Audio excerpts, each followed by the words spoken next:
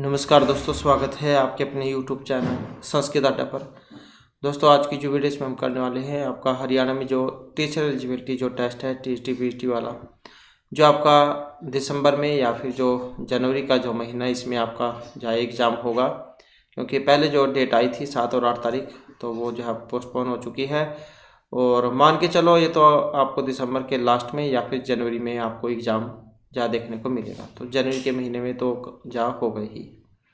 तो आज की वीडियो में जो है यहाँ पर आपके एग्ज़ामों के लिए महत्वपूर्ण जो क्वेश्चन हैं हम ये करने वाले हैं। और इनसे पहले वाली जो वीडियो थी उसमें हमने आपका जो कंप्लीट सिलेबस है, इसके अलावा जो यहाँ पर पूरे वर्ष में जो एग्ज़ाम हैं उनके क्वेश्चन, और इसके अलावा जो 5 जो प्रैक्टिस सेट वो भी हमने कंप्लीट कर लिए हैं।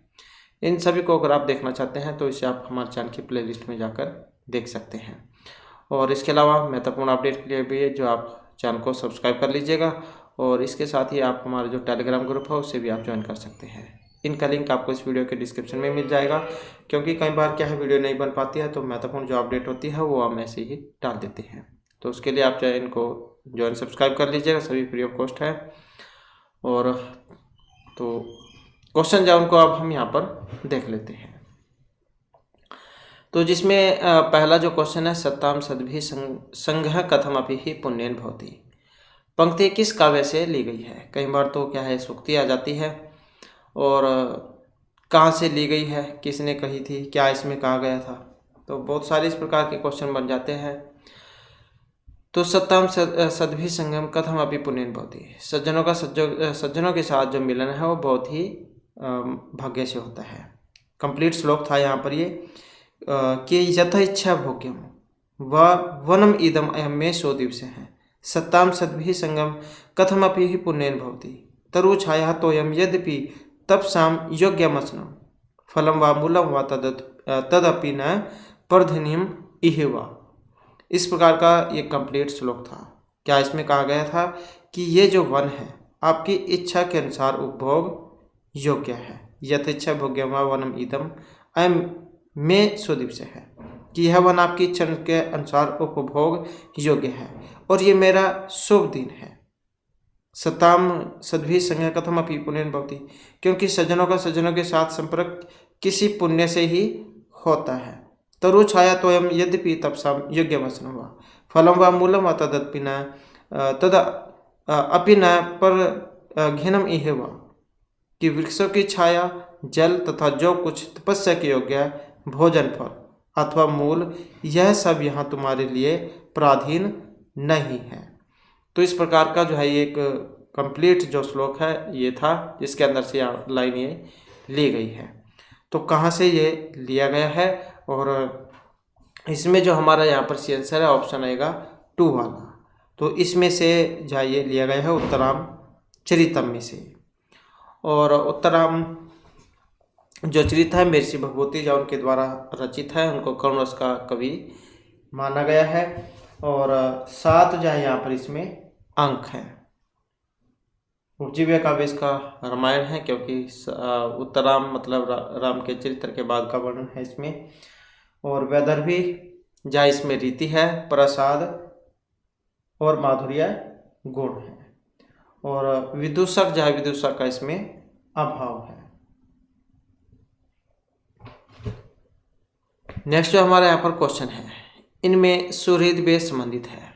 ये हमने पहले भी बहुत बार किया है, याद भी आ चुका होगा आपके सुहृद वेद। तो ये कथा श्री सागर बृहद कथा मंजरी पंचतंत्र या फिर हितोपदेश। तो इसका जो संबंध जो है ये हितोपदेश जो है उसमें से लिया गया है। हमने उसमें पढ़ा था हितोपदेश जो है नारायण पंडित के द्वारा रचित है। बंगाल के राजा धवलचंद्र के आश्रित कवि थे। और 43 जो है इसमें कथाएं हैं, जिसमें से 25 जो कथाएं हैं ये पंचतंत्र में से ली गई है। 4 परिच्छेदों में है। 4 परिच्छेदों के नाम भी हमने जा किए थे, जिसमें सबसे पहला वाला जो है ये था मित्र लाभ, और उसके बाद था फिर यही वाला सुहृद वेद, ये वाला था। और एक था विग्रह, और उसके बाद संधि। तो इस प्रकार के जहाँ इसमें 4 थे, मित्रलाभ, सुहृद वेद, विग्रह और संधि। तो ये 4 थे। तो सुहृद वेद जो है इसका संबंध हितोपदेश से है। और पंचतंत्र ये विष्णु शर्मा की है, और 5 इसमें तंत्र हैं। मित्र भेद, मित्र संप्राप्ति, काकोलुकीय, लब्ध प्रणाश और अपरीक्षित कारक, इसमें 70 कथाएं हैं और 900 इसमें श्लोक हैं। नीति कथाओं में जो आता है उपदेशात्मक या फिर नीति कथाओं में। अगला क्वेश्चन आ जाता है विधिवत शब्द से। विधिवत शब्द है, इसमें कौन से प्रत्यय का प्रयोग हुआ है? कवसु, वस, वसु या मतु प्रत्यय का। विधिवत मतलब विद्वान कह देते हैं, और यहाँ पर जो इसमें ऑप्शन बनेगा 2 वाला, तो वसु जो है यहाँ पर इसमें प्रत्यय आया है। नेक्स्ट जो हमारा क्वेश्चन जो आ जाता है प्रेजिते, और वेरी इंपॉर्टेंट है ये। तो कई बार तो इसमें इसका संधि विच्छेद आ जाता है, और कई बार जो है इसमें सूत्र पूछ लिया जाता है। तो प्र प्लस में एजते प्रेजते, उप प्लस में औस्ति उपौस्ति, ये 2 रूप हमने आपको बताए थे, प्रेजते उपौस्ति। तो इनमें कौन सा सूत्र लगा था? एंगी पर रूपम, ये वाला लगा था। और क्या किया था इसने? पर रूप जो है इसने किया था, तो कौन सा हो जाएगा? ये वाला। और पूर्व रूप वाला भी हमने किया था, तो पूर्व रूप वाला कौन सा सूत्र है? एंग है पदांता दति। इसके पिछली बार वाली जो वीडियो थी इसमें भी हमने इसके उदाहरण किए थे, हरे अव, विष्णु अव वाले। तो हमने आपको बताया था ये हर सब आपको इसमें देखने को मिलेगा, हरे प्लस में अव और विष्णु प्लस में अव, विष्णु अव, हरे अव, पूर्व रूप। और सूत्र हमने आपको जो इसमें बताया था, एंग है पदांता दति, आद्गुण से गुण, अधिक गुण से गुण संज्ञा, ऐसे ही वृद्धि रेच से वृद्धि और वृद्धि राधे से वृद्धि संज्ञा होती है। नेक्स्ट आ जाता है कर्मण्यवाधिकार महाफलेशु कथाचीन। आपका जो है सिर्फ कर्म करने में ही जो अधिकार होना चाहिए, न कि फल की चिंता में। मतलब जैसे आप एग्ज़ाम के लिए तैयारी कर रहे हैं, तो आपका काम है एग्ज़ाम के लिए अच्छी तरीके से तैयारी करना। आपको उसका फल भगवान जरूर देगा अगर आप मेहनत करोगे। तो कह देते हैं कि भगवान के घर में देर है अंधेर नहीं है। हो सकता है कोई फल आपको लेट मिले, लेकिन मिलेगा जरूर। आप अपना जो कर्म है काम वो करते रहें। और ये सूक्ति जो है ये कठोपनिषद, भगवद गीता, ईशावास्योपनिषद या इतरे ब्रह्मा, तो कहाँ से ये ली गई है? और इसका जो संबंध है ये भगवद गीता जो है उसमें से ली गई है। नेक्स्ट आ जाता है यजुर्वेद। यजुर्वेद जो है इसका ऋत्विक कौन है? और यहाँ पर भी हमने जो आपको इनके जो ऋत्विक जो इनके बारे में बताया था, जैसे 4 वेद हैं और इन चारों के जो ऋत्विक हैं वे भी अलग अलग होते हैं। तो जैसे यहाँ पर ये ऋग्वेद है, ऋग्वेद के ऋत्विक का नाम होता है ये वाला, ये ऋग्वेद का है। और जो यजुर्वेद है, यजुर्वेद वाले का अथर्वी होता है, और सामवेद वाले का उद्गाता होता है, और जो अथर्ववेद है इसका ब्रह्मा होता है। तो यजुर्वेद वाले का आप इसमें देख सकते हैं कौन से वाला है। तो इसमें देखें तो ऑप्शन कौन सा हो जाएगा? यही वाला हो जाएगा। और यजुर्वेद की अगर हम यहाँ पर बात करें तो, क्योंकि एग्जाम में यहाँ से और भी बहुत सारे क्वेश्चन जो पूछे जाते हैं, तो जैसे एक तो शाखाओं वाला क्वेश्चन आपको देखने को मिल सकता है। इसमें शाखाएं जो है इसमें कौन कौन सी हैं? तो शाखाओं की बात करें तो इसमें माध्यधीन या वाजस्नेयी शाखा है और कर्णव शाखा है, ये तो है शुक्ल में। कृष्ण यजुर्वेद में तैत्तिरीय, मैत्रायणी, कठोर, कपिष्ठल है। और शुक्ल यजुर्वेद में ब्राह्मणों की बात करें तो शतपथ ब्राह्मण, माध्यधीन एवं कर्णव है, ये तो है शुक्ल में। कृष्ण की बात करें तो तैत्तिरीय, मैत्रायणी, कठोर, कपिष्ठल है।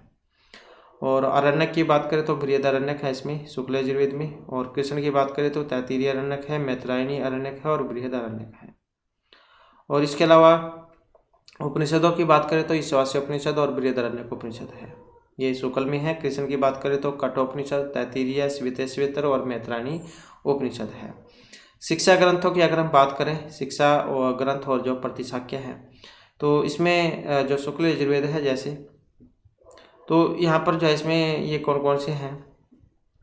तो इसमें वाजस्नेयी प्रतिशाख्य है, तैत्तिरीय प्रतिशाख्य है, याज्ञवल्क्य है, वशिष्ठ शिक्षा है, मांडव्य शिक्षा है, भारद्वाज शिक्षा है, मानदेदीन शिक्षा है और अवसान निर्णय शिक्षा है। तो ये आ जाती है आपके शिक्षा ग्रंथ और प्रतिशाख्य यजुर्वेद में।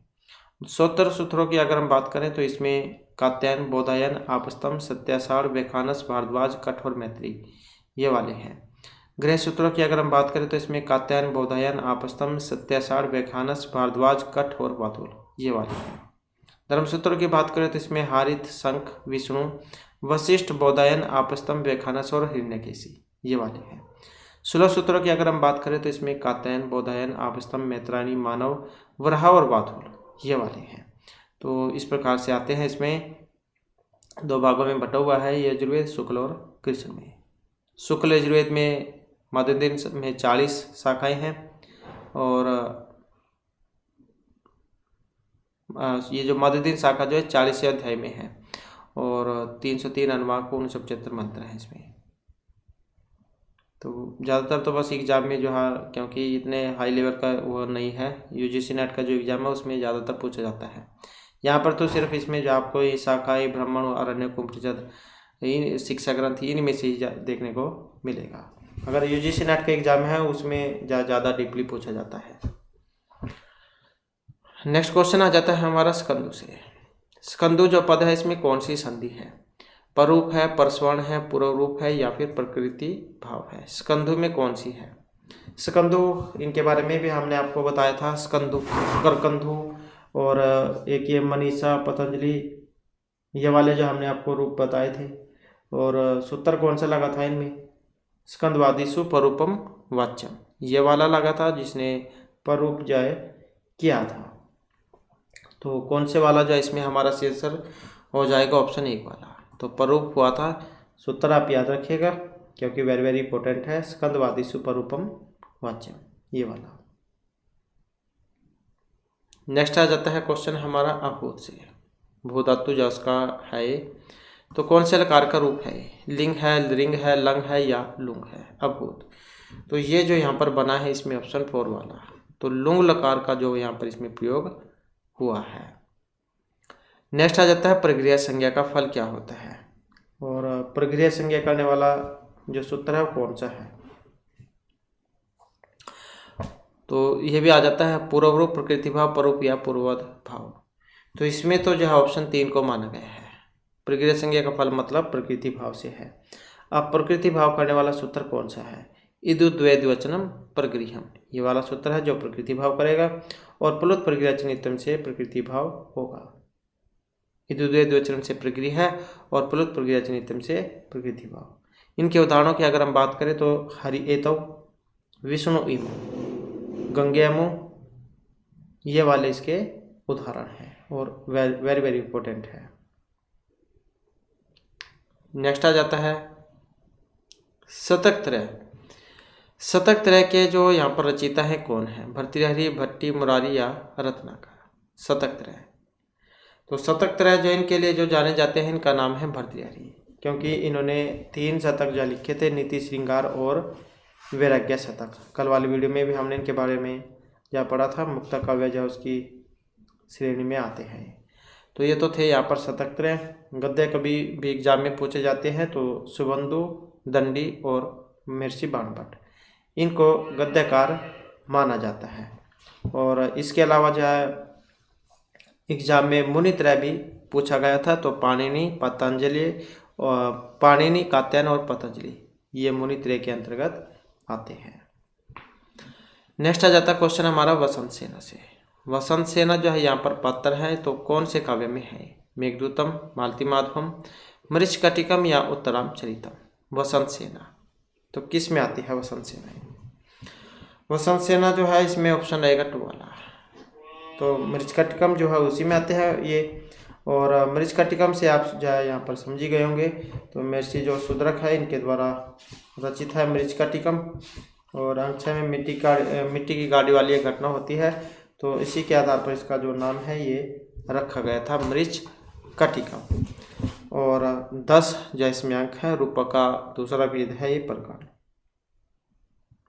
और आधार ग्रंथ जो इसका भास्कृत जो वसंत सेना जो है भास्कृत जो चारुदत्त नाटक है तो ये इसमें माना गया है।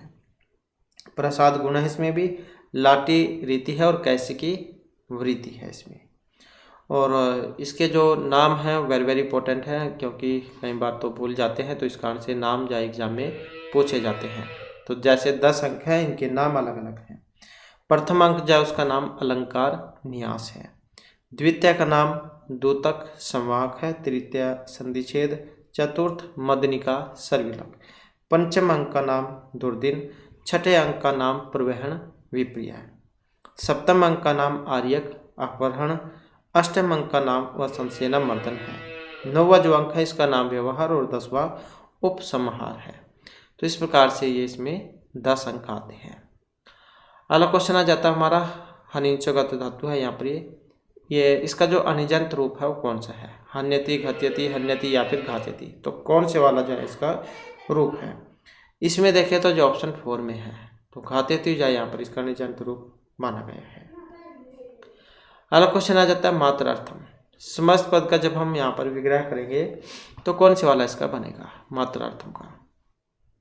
मातृ अर्थम, मात्रे इदम, मात्र इदम, मात्रे अर्थम। तो मात्र अर्थम का जब हम विग्रह बनाएंगे तो कौन से वाला बनेगा? तो इसका जो ऑप्शन 3 वाला हो जाएगा, मात्रे इदम। नेक्स्ट क्वेश्चन आ जाता है अधिपरिवर्तिभ्य शप है। सूत्र ये क्या काम करता है? आदेश, शप, आगम या लोप। तो क्या काम करता है ये? और इसमें जो है हमारे यहाँ पर आंसर बनेगा ऑप्शन 4 वाला। तो क्या करता है ये? लोप करता है। और जैसे लकार 10 होते हैं, इसी प्रकार से जो गण हैं इनकी संख्या भी 10 होती है। कौन कौन से? सबसे पहला जो गण है ये भवादिगण है, और उसके बाद फिर अदादिगण आ जाता है, जिसमें ये आया है अधिप्रवृत्तिभ्य है सब। ये अदादिगण में आता है। सबका लोप करने वाला सूत्र है अधिप्रवृत्तिभ्य है सब। इसके बाद तृतीय जो गण है इसका नाम ज्योतादिगण है। चतुर्थ दिवादिगण है। पंचम स्वादिगण हो जाएगा। षष्ठम जो आपका तुदादिगण है।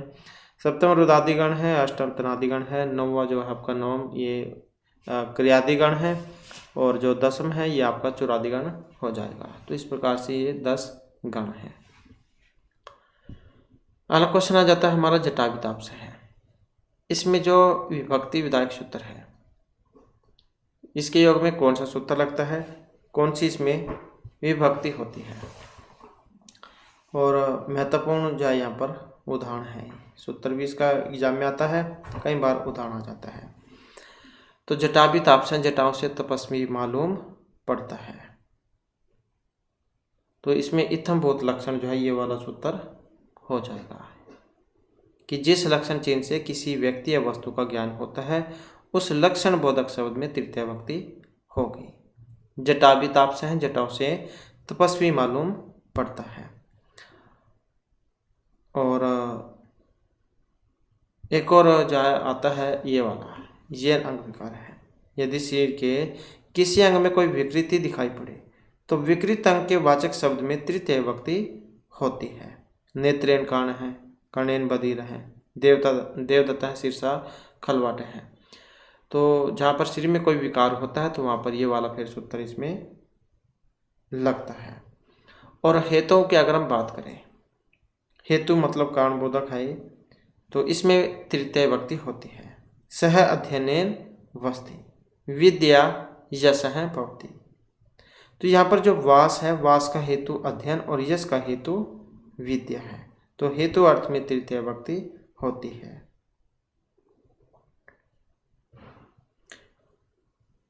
और अपवर्ग तृतीया, इसमें भी तृतीय ही होती है। अपवर्ग या फल प्राप्ति में काल सत्यवाची या मार्ग सत्यवाची शब्द में तृतीय विभक्ति होती है। जितने समय मार्ग चलते चलते काम सिद्ध होता है।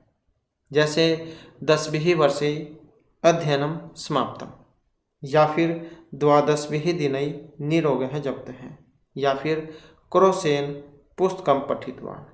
तो इस प्रकार से जाए यहाँ पर इस सूत्र के उदाहरण है सारे ये तृतीय विभक्ति वाले। अगला क्वेश्चन आ जाता है गाम दोग्धिम पय है। अनभिहित कर्म है इसमें, पय है दोग्धी गाम या कोई सभी नहीं। गाय से दूध दोहता है, अनभिहित कर्म है, कौन से वाला है? और जो ऑप्शन 2 में यहाँ पर दिया गया है गाम। तो इस वाक्य में जो पया है वो प्रधान क्रम है और गाम अपदान की विवक्षा न होने से गौण क्रम माना गया है। और ये आया कौन से में से था, इसका सूत्र कौन सा है? तो इसमें एक सूत्र आता है अकथितम च, जिसके अंतर्गत 16 धातुएं आती हैं। हमने पहले भी पढ़ा है बहुत बार इनके बारे में। दुह, याच, पच, दंड, रुद्र, प्रच, ची, ब्रुसास, जी, मत, मुस, नि, हरिक्री, वह। इस प्रकार की जो 16 धातुएं हैं, तो 16 धातुएं में जाइए आया है। दोहना अर्थ वाली। इसके बाद आ जाता है क्षम है। इसमें भी प्रत्यय है, म, अम, या फिर कत। क्षम है तो किस प्रत्यय का यहाँ पर प्रयोग इसमें हुआ है? तो प्रत्यय की यहाँ पर इसमें बात करें तो ऑप्शन बनेगा 4 वाला। तो क्षय धातु जैसे, और कत जो है यहाँ पर इसमें प्रत्यय हो जाएगा। तो क्षय में कत प्रत्यय होने पर यह जो रूप है यहाँ पर बनेगा। और सूत्र कौन सा है? क्योंकि कत इसमें प्रत्यय होगा और मैं हमें चाहिएगा, तो इसमें कत के तय को, ये जो ता है इसको म करने वाला सूत्र क्षायो मह, क्षायो मह ये वाला है जो आपका कत के ता को म करेगा। क्षय इसमें धातु है, ये वाला धातु है और कत प्रत्यय इसमें हो जाएगा, तो उसके बाद रूप ये बनता है।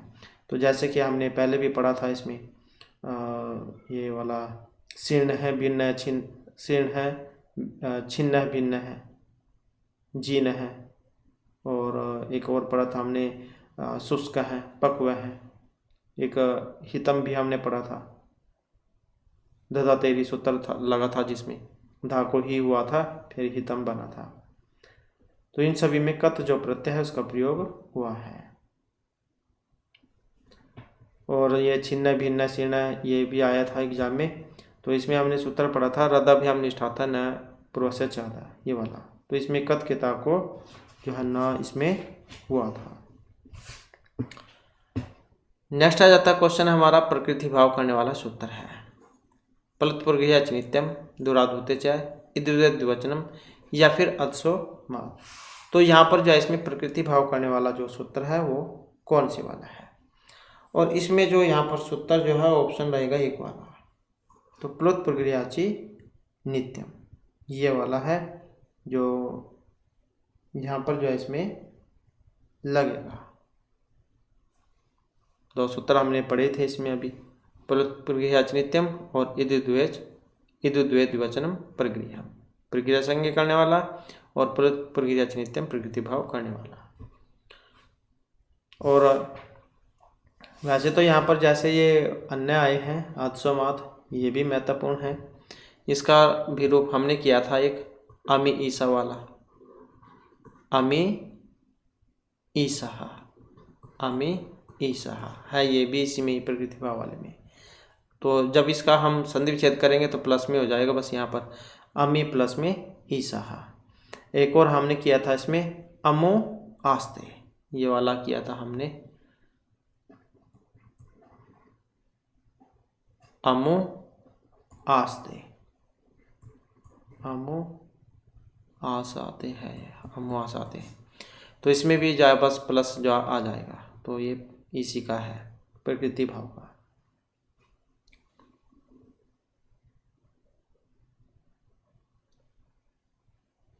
नेक्स्ट आ जाता है क्वेश्चन हमारा। क्वेश्चन है दिन क्षपा मध्यगतेव संध्या। यहाँ क्षपा शब्द में जो है कौन अभिप्रेत है? दिन क्षपा मध्यगतेव संध्या, दिलीप, सुदक्षिणा, नंदिनी या वशिष्ठ। तो यहाँ पर जो है इसमें ऑप्शन बनेगा 3 वाला। तो दिन क्षपा मध्यगतेव संध्या, तो ये सुदक्षिणा जो है इनके बारे में यहाँ पर इसमें आया है। 3 से तो आप यहाँ पर समझ ही गए होंगे कहाँ से लिया गया है। रघुवंश महाकाव्य जो है तो उसमें से ये लिया गया है, और महर्षि कालिदास के द्वारा जो रचित है। और 19 जो है इसमें सर्ग है और 1569 इसमें श्लोक है। श्रृंगारा शेष में, और रामायण जो है इसका उपजीव्य काव्य है। 31 जो राजव्य थे इसका जो वर्णन इसमें हुआ है। नेक्स्ट आ जाता है राजपुरुष है पद में जो समास है। राजपुरुष में समास है, समास करने वाला सूत्र पूछा गया है। षष्ठी अनंतर श्याम से षष्ठी से षष्ठी या षष्ठी चाहे अनादरी राजपुरुष हैं, तो इसमें कौन सा लगेगा? तो षष्ठी वाला जो सूत्र है इसमें जो यहाँ पर लगेगा। और राजपुरुष हैं राज्य पुरुष हैं, इस प्रकार से होता है इसका विग्रह। राजनगस पुरुष षष्ठी तत्पुरुष समास में। नेक्स्ट आ जाता है तुलित बलधामम शरण शैलाब्देहम। पंक्ति में कौन से छंद का यहाँ पर प्रयोग इसमें हुआ है? मालिनी मंदाक्रांता शिखानी या शार्दुल विक्रीडित। तो कौन सा जो यहाँ पर इसमें छंद आया है? तो ये जो वर्ण है इनकी संख्या आपने गिननी है, उसके अनुसार इसमें देखना है कौन सा वाला होगा। तो इसमें जो है मालिनी जो छंद है इसका प्रयोग होगा। और जो मालिनी छंद है इसके बारे में हमने पढ़ा था इसका लक्षण। तो मालिनी जो छंद है कौन सा इसका लक्षण होता है? तो हमने पढ़ा था नन्मय युते मालिनी भोगी लोकई। तो इसमें भोगी और लोकई, भोगी में 8वें स्थान पर और लोकई में 7वें स्थान पर यति होती है। वर्णों की जो संख्या ये 15 होती है। लघु गुरु आपने इसमें देखने हैं। लघु के लिए एक मात्रा और गुरु के लिए जो इस चिन्ह का हम प्रयोग करते हैं। लघु के लिए खड़गंडा और गुरु के लिए इसका। तो इस प्रकार से इसके बारे में पता लगता है। कंप्लीट अगर आपने पढ़ना है तो आपको पुराने वाली वीडियो में छंद के नाम से वीडियो मिलेगी, तो उसमें आप इनको देख सकते हैं। इसके बाद आ जाता है गव्युति। इस पद में संधि है इकोयांची एच आय है वांतुई प्रत्यय या अधोप्रमाणिच है। तो सूत्र जो है इसमें कौन सा लगा है? गव्युति में। और इसमें जो यहाँ पर लगेगा गौ प्लस में युति ही गव्युति ही, यही वाला होता है। और सूत्र कौन सा है इसमें? तो सूत्र की बात करें तो अधोपरिमाणिच है, ये वाला जो है इसमें लगेगा। और गौ प्लस में युति ही, ये वाला इसका संधि विच्छेद होगा। और ये सूत्र आपने जो याद रखना है अधोपरिमाणिच है। और इसी के जैसा एक और भी है, ये वांतुई प्रत्यय, ये इसमें करेगा गवय्यम नावय्यम में। देखने में दोनों सेम से लगते हैं, गवय्यम नावय्यम, लेकिन उसमें वांतुई प्रत्यय लगेगा और गव्युति में अधोपरिमाणिच है। नेक्स्ट आ जाता है अचो की इत संज्ञा विधायक सूत्र है। अचो की इत संज्ञा होती है हलंत्यम जिससे इत्चा या उपदेश अनुनासिक इत के द्वारा। तो किससे होगी अचो की इत संज्ञा? तो यहाँ पर जो ऑप्शन 3 में जो दिया गया है कौन से वाला? उपदेश अनुनासिक इत, ये वाला सूत्र है जो यहाँ पर अचो की जो इत संज्ञा इनमें करेगा।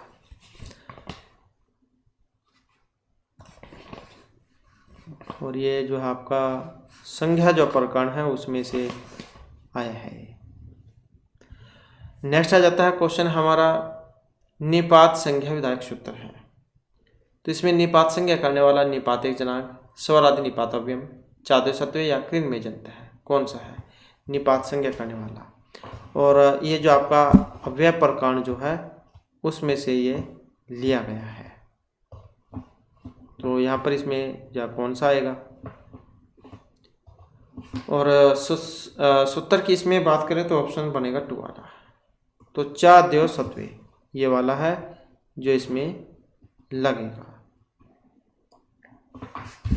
और जो यहाँ पर ये जो जैसे अन्य है ये क्या काम करते हैं, या स्वर आदि निपातव्यम है ये, तो ये आपका अव्यय संज्ञा करता है।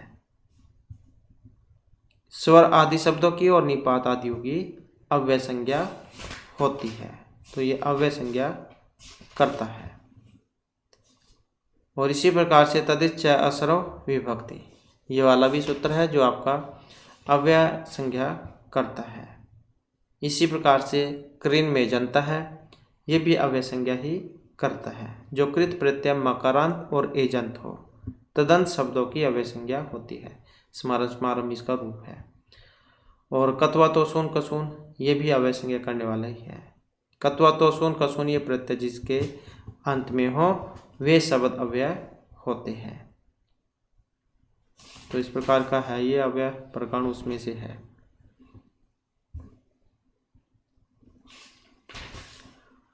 नेक्स्ट आ जाता है क्वेश्चन हमारा, भूतपूर्व है, इसमें कौन सा समास है? बहुब्रीहि, कर्मधारय, तत्पुरुष या फिर केवल समास? भूतपूर्व है। और ये जो समास जो है इसके सिर्फ दो ही उदाहरण है ये। एक तो यही वाला है भूतपूर्व है, पूर्वम भूत है इसका लौकिक, पूर्व अहम भूतसु अलौकिक।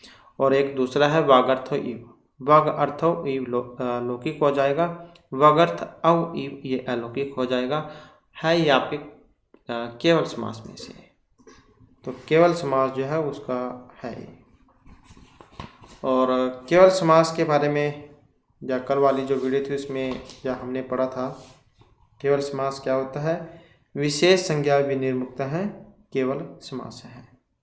ऐसा समास जिसे किसी विशेष नाम से अभिहित न किया गया हो तो उसे कहा जाएगा भूतपूर्व है, जो पहले हो चुका हो। नेक्स्ट आ जाता है गीत गोविंदम। ये नाटक है, गीति काव्य है, महाकाव्य है या फिर चंपू काव्य है। तो क्या है ये? तो यहाँ पर जो इसमें माना गया ऑप्शन 3 को, अर्थात गीति काव्य जो है इसकी श्रेणी में से रखा गया है। नेक्स्ट आ जाता है राम है। इसमें कौन सा प्रत्यय लगेगा? अप, अण, घ या अच प्रत्यय राम है। तो इसमें जो है ऑप्शन 2 वाला लगेगा। तो घ जो है प्रत्यय उसका प्रयोग यहाँ पर इसमें हुआ है। नेक्स्ट आ जाता है कत्वा प्रत्यय विधायक सूत्र है। समान कर्तृक है पूर्व काले न कत्व चेत, नित्य विपसे हो या स्म से अन्य पूर्व कत्वा लयप। तो कत्वा प्रत्यय विधायक सूत्र है। कत्वा वाला कौन सा है? तो ये है ऑप्शन 1 वाला, समान कर्तृक हो पूर्व काले। नेक्स्ट आ जाता है एधि ए धातु है, किस लकार में विहित है? लिट, लेट, लुट या लोट में। एधि जो है कौन से में बनता है?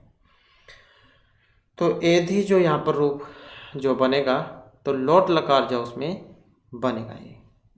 नेक्स्ट आ जाता है गृहम पद। गृहम पद में कौन सा प्रत्यय है? अच है, क, अय या ट गृहम में। तो गृहम की बात करें तो यहाँ पर ऑप्शन बनेगा 3 वाला, गृह है जैसे, और का जो है इसमें प्रत्यय हो जाएगा। तो उसके बाद जो है गृहम जो रूप है यहाँ पर ये बनता है।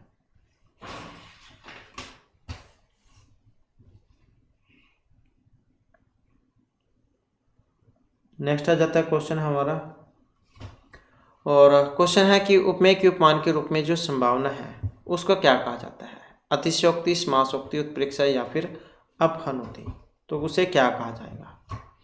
उपमेय की उपमान के रूप में संभावना होना, तो संभावना को क्या कहा जाएगा? उत्प्रेक्षा। उत्प्रेक्षा जो है अलंकार है, और संभावनम अदुत्प्रेक्षा प्रकृतस्य समेन्यत्। तो ये इसका लक्षण होता है। लिम्पति मांगनी वर्षति वजनम नभ है, असत्पुरुष एवं दृष्टि विफलता में गता। तो ये वाला इसका प्रसिद्ध उदाहरण है। नेक्स्ट आ जाता है क्वेश्चन मंदाक्रांता छंद से। ये मंदाक्रांता छंद का है। मंदाक्रांता अम्बुदिरस गंभीरको न तो ग युग्म। अम्बुदी है इसमें। अब इसमें जैसे कि हमने उसमें पढ़ा था यति वाला, तो इसमें अम्बुदी जैसे में कौन से स्थान पर यति होती है? चौथे पर होगी, छठे पर, सातवें पर या नौवें पर। तो इसमें जो यहाँ पर यति जो मानी गई है ये चौथे पर होती है। अम्बुदी में कौन से पर होगी? चौथे पर। रस में कौन से पर होगी? रस में होगी छठे पर। और नग में कौन से पर होगी? तो नग में होगी सातवें पर। अम्बुदी में चौथे पर, चौथा, छठा और सातवां। अम्बुदी में चौथे पर, रस पर 6वें और नग में 7वें स्थान पर यति होती है। टोटल जो वर्णों की संख्या ये 17 होती है। आदि वर्ण की बात करें तो इसमें मगण होता है। कौन सा होता है? मगण।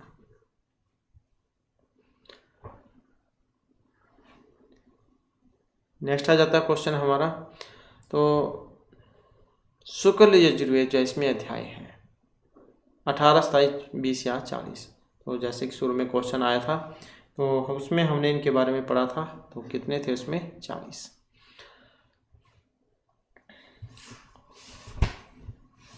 और ये तो जो है यहाँ पर चलो इसमें ये शुक्ल जो यजुर्वेद है इसमें पूछे गए हैं। अगर कृष्ण यजुर्वेद होता तो उसमें भी 40 है, कई बार आ जाता है। इसके बाद है शरीरम अद्यम खलु धर्म साधन। सूक्ति किस ग्रंथ से ली गई है? बोधचरितम, कुमार संभव, नैषधीयचरितम या किरातार्जुनीयम। तो कहाँ से ली गई है? और ये ली गई है कुमार संभव से। सिर निश्चय ही धर्म प्राप्ति का साधन है और तुम इसे ही कष्ट दे रही हो, इस प्रकार का जो इसमें एक ये श्लोक आया था। क्योंकि जब पार्वती जो है इसमें तपस्या कर रही होती है तब जो पार्वती जो इनको बातें कही जाती है कि हमारा शरीर है तो सब कुछ है और तुम इसी को कष्ट दे रही हो। तो कुमार संभव जो उसमें से है ये। नेक्स्ट आ जाता है नील उत्पलम। पद में समास विधायक सूत्र है।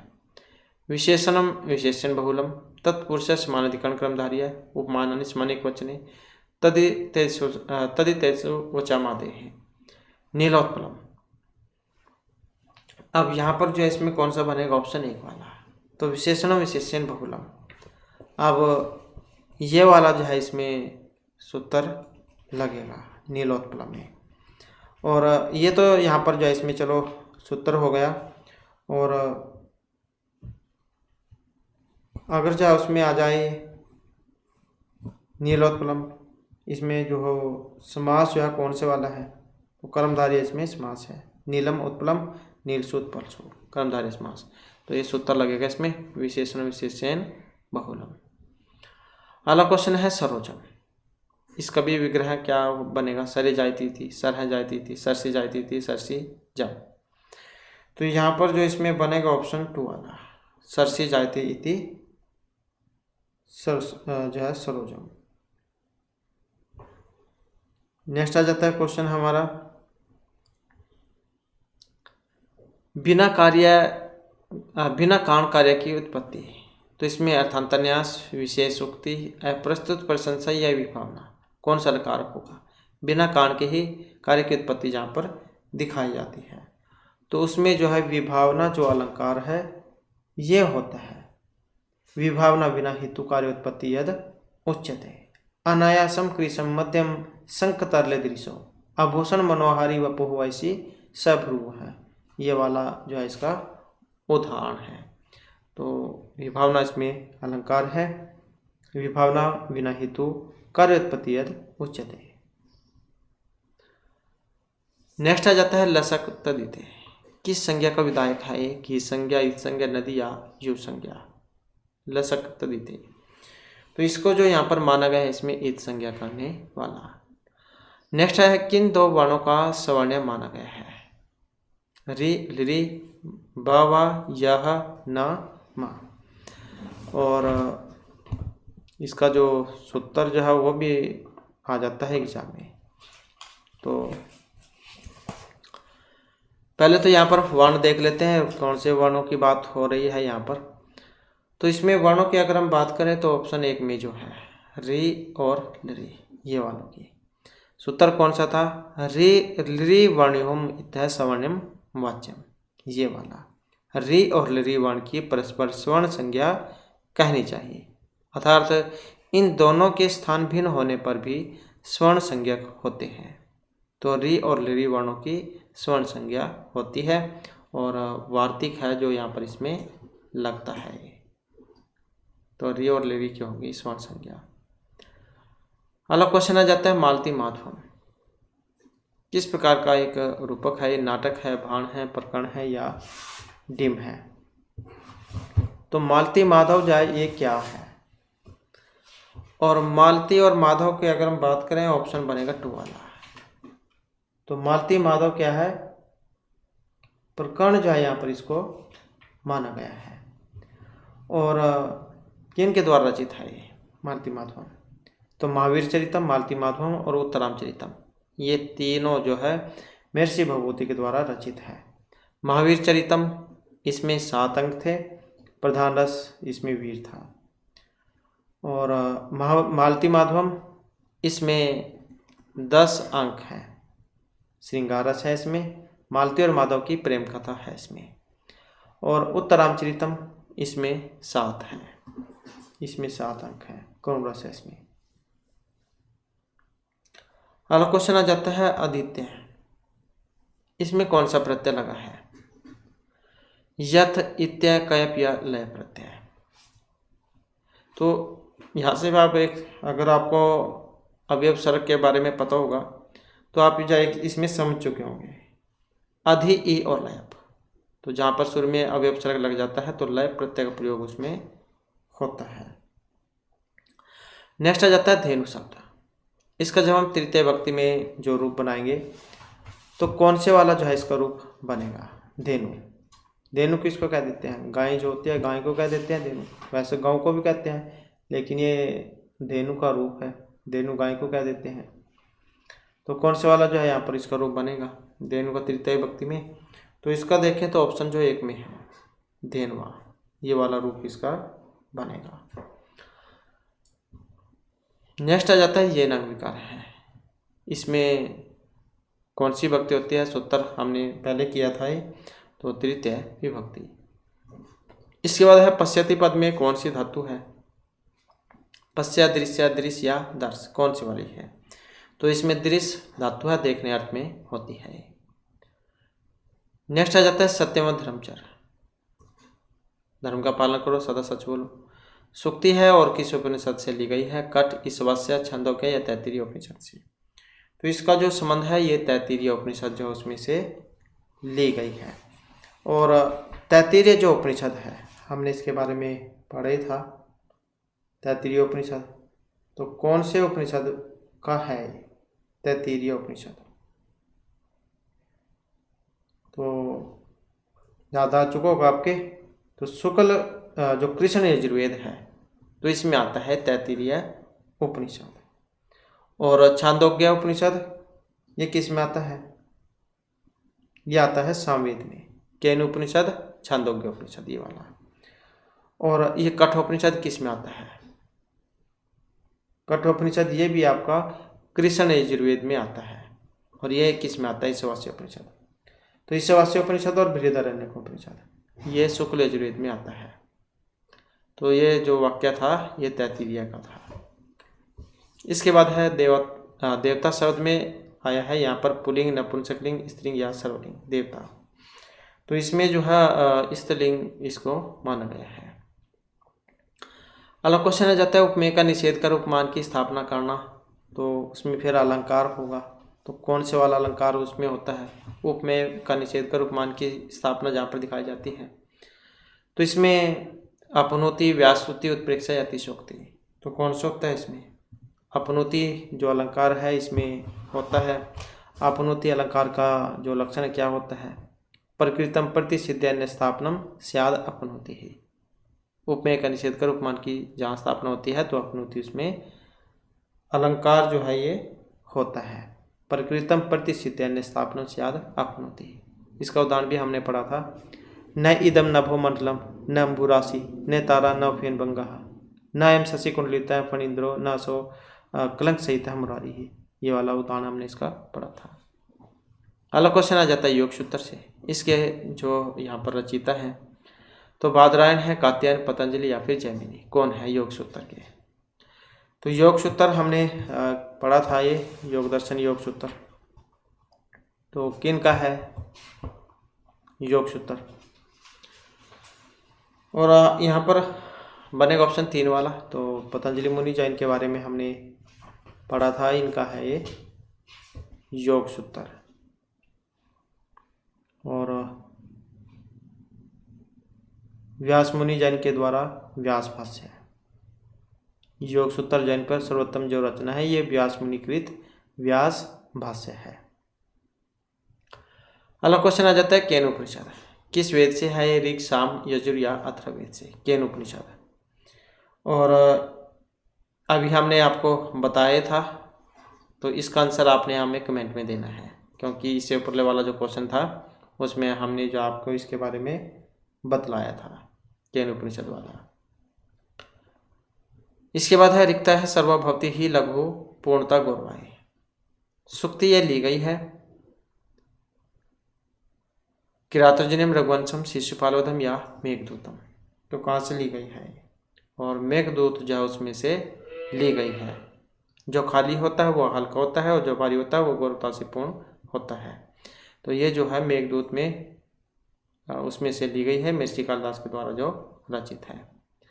नेक्स्ट है शकुंतला की दो सखियाँ थी, तो इनका नाम क्या था? तमसमुरला हमने पढ़ा था, ये तो उसमें थी उत्तरामचरित में। फिर और कौन सी थी इनकी?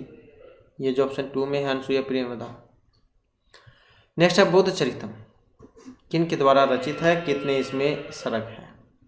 तो बुद्ध चरितम और सौंदर्यनंद और सारिपुत्र प्रकरण महर्षि अशोकोषजान के द्वारा रचित हैं।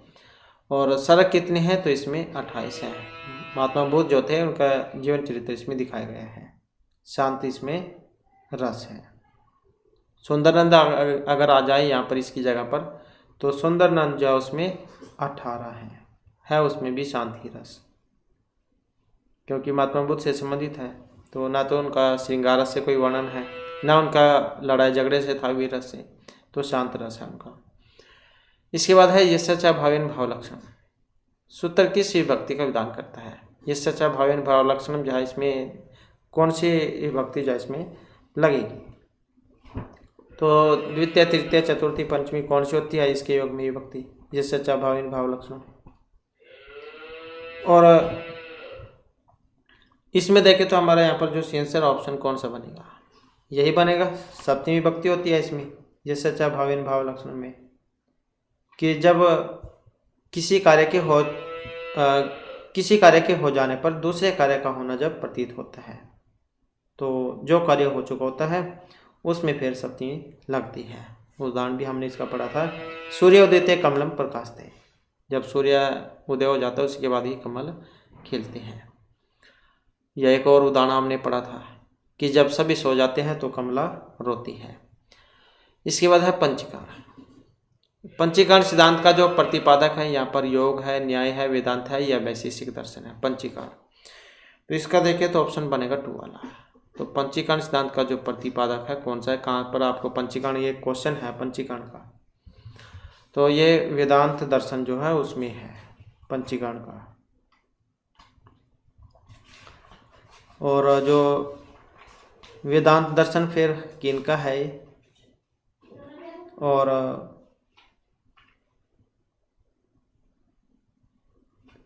तो ये आप हमें कमेंट में ही बता सकते हैं वेदांत दर्शन किनका है, किनका था वेदांत दर्शन? तो ब्रह्मसूत्र के जो रचयिता थे बादरायण, इन्हीं का ही है। योग सूत्र हमने पढ़ा था, योग पतंजलि मुनि का। मीमांसा दर्शन हमने पढ़ा था कुमारिल भट्ट का। मीमांसा दर्शन सॉरी ये जो जैमिनी थे इनका। सांख्य दर्शन हमने पढ़ा था कपिल मुनि का। वैशेषिक दर्शन हमने पढ़ा था आचार्य कणाद का। न्याय दर्शन हमने पढ़ा था गौतम मुनि का। तो वेदांत दर्शन जो है यहाँ पर ये ब्रह्मसूत्र के जो रचयिता बादरायण, इसके प्रवर्तक आचार्य हैं। नेक्स्ट आ जाता है आख्यात उपयोगी सूत्र विधायक है तृतीया चतुर्थी द्वितीय या पंचमी। आख्यात उपयोगी इसमें कौन सी होती है? तो इसमें जो ऑप्शन 4 वाला होगा, अर्थात कौन सी होगी इसके योग में आख्यात उपयोगी में? तो पंचमी विभक्ति इसमें होती है। इसका उदाहरण हमने पढ़ा था उपाध्यात आतिथ्य, नियम पूर्वक जहाँ पर विद्या की से पढ़ी जाती है। इसके बाद है उत्तरामचरित में रस है वीर, करुण, श्रृंगार या विभत्स। तो कौन सा रस का प्रयोग हुआ इसमें? तो करुण रस का प्रयोग यहाँ पर हुआ है। इसके बाद आ जाता है राजतरंगिणी। तो राजतरंगिणी जो इसके रचयिता कौन है? क्षेमेंद्र, बिल्लन, राजशेखर या कल्हण, किन के द्वारा रचित है? और इसमें जो है ऑप्शन कौन सा बनेगा? यही हो जाएगा कल्हण, इन्हीं की है राजतरंगिणी। और इसके अलावा जो यहाँ पर अन्य जो आचार्य हैं इनके बारे में भी आ जाता है, इसके द्वारा कौन सी रचित है। तो जैसे बिल्हण इनकी विक्रमांक देवचरित है, कल्हण की राजतरंगिणी है, जलहन की सोमपाल विलास है, सोमेश्वर जैन का कृति कौमुदी है, और ये नैन चंद्र सूरी इनका हमीर महाकाव्य है। तो इस प्रकार से है ये।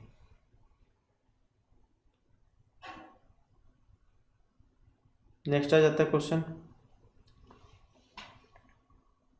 सुबंधु इनकी रचना है, स्वपन वासदत्तम, कथा मंजरी, वासुदत्ता या कथा श्री सागर। सुबंधु की क्या है इनकी, तो सुबंधु इनकी है वासुदत्ता। नेक्स्ट है वाणी के अवतार, कालिदास, महर्षि बाणभट्ट, श्रीहर्ष या माघ। कौन है, तो कौन है ये, महर्षि बाणभट्ट। और महर्षि बाणभट्ट के बारे में हमने पढ़ा भी था, बाणोच्छिष्टम जगत सर्वम, एक और पढ़े थे हमने इनके बारे में, वाणी बाणु बहू, ये वाली पढ़ी थी हमने इनके बारे में।